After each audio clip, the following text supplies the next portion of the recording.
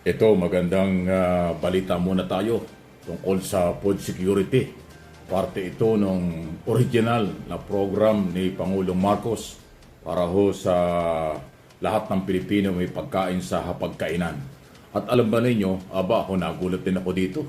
Isa pala si Ramon Ang, isa sa pinakamalalaki o kasama sa malalaking mga negosyante dito sa ating bansa ang talagang tumugon at until now, walang kulay politika, ginagawa niya yung trabaho niya para matulungan si Pangulong Marcos. Pakinggan natin po ito. Ang ganda nitong kanyang sinabi rito. Administration in ensuring a food secured Philippines.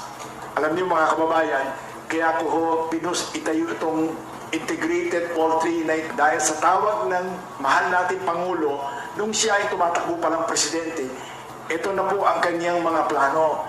Sabi niya, hindi tayo dapat manatiling mag-i-import ng baka, baboy, manok, at isda. Ramon, tumulong ka at 10 ng mga ibang businessman, tawagin natin lahat, magtulong-tulong to produce and make our food security happen. Ito po, mahal na Pangulo, nangyari na po. At nakita mo, na-witness mo mismo, intawag mo, na nagawa na natin to. 12 facilities na ganito po ito all over the Philippines. Number 1 po niyan, nasa Pangasinan, Pusurubio season. Yung pangalawa, nasa Bataan, Locanin. Yung pangatlo po, nasa Sariaya, Quezon. Yung pang-apat po, sa Pasacao, Camsur.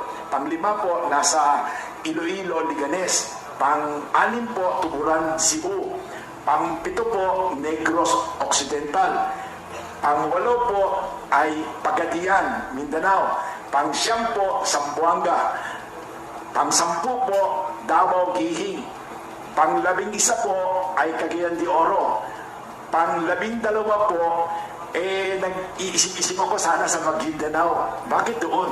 Kasi po, sana po mabigyan din natin sila ng food secure at the same time makakreate tayo ng trabaho at economy doon. Mahal na Pangulo,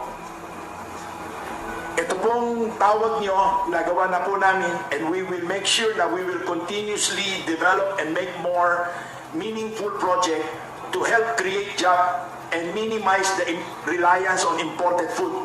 Lahat po kasi ngayon halos import na natin, yung mga kababayan natin hindi na masyadong gusto maging farmers.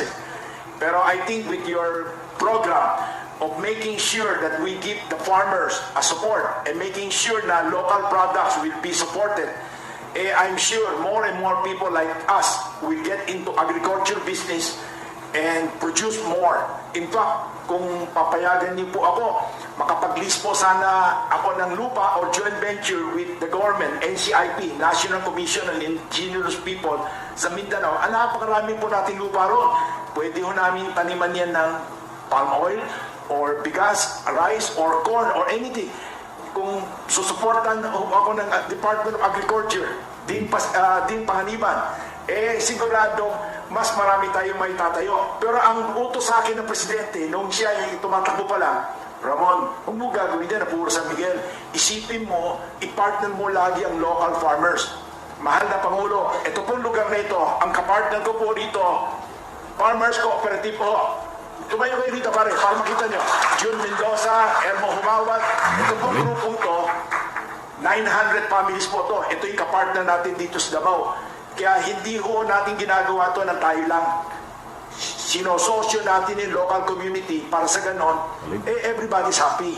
Kasi po, ayaw na ayaw ko pumunta sa isang lugar para sabihin, nagpayaman lang tayo ito, nagtayo tayo ng malaking negosyo, at sinira natin yung mga maliliit na sari-sari store o maliliit na backyard poultry or piggery. Hindi ho natin gagawin yun dahil yun ang vision ng ating mahal na Pangulo. Lagi niya ako pinagsasabihan doon huwag ka naman magpalaki ng negosyo, kailangan isipin mo yung taong bayan. Ito na po yun, mahal na Pangulo. Salamat po. Yun yung magandang balita. Isang negosyante na ganyan po yung nasa puso at pagtulong sa ating pamahalaan nang walang kapalit. Business lang para makatulong at magkaroon ng trabaho ang mga Pilipino at hindi magkulang tayo sa mga pagkain. Kasi yung napakalaking negosyo niyan, 12 nga o 11 na yung naitayo, 12 daw yung tatayo pa. Napakalaking tulong yan sa food security ng ating Pangulo. Sana all. Sana lahat ng mga negosyante ganyan.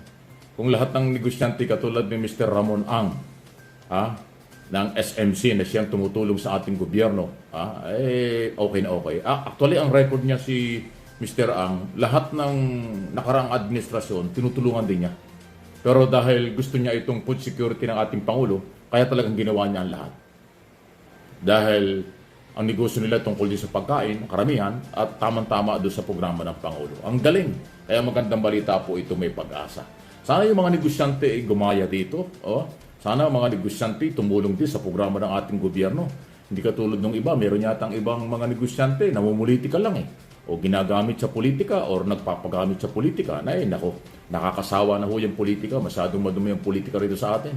Sana ho ay mga negosyante tumulong para magkaroon ng trabaho ang Pilipino, huwag magutom ang mga Pilipino, at napakaganda ho ng programa ng ating kasalukuyang administrasyon. Any reaction, comment? Okay na okay lang po.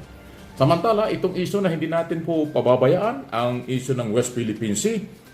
Ngayon po ay iba na ang mga galawan dahil dati tinatago pa dahil ayaw pang sabihin ng militar at ng Department of National Defense sa mga plano, pero dahan-dahan na hong nilalabas Dati puro plano, ayaw nila sabihin, pero tama yan, may control. Ngayon po, pati mga barko ng ating Navy ay pinapadala na doon po sa may parte ng Palawan, malapit sa West Philippine Sea.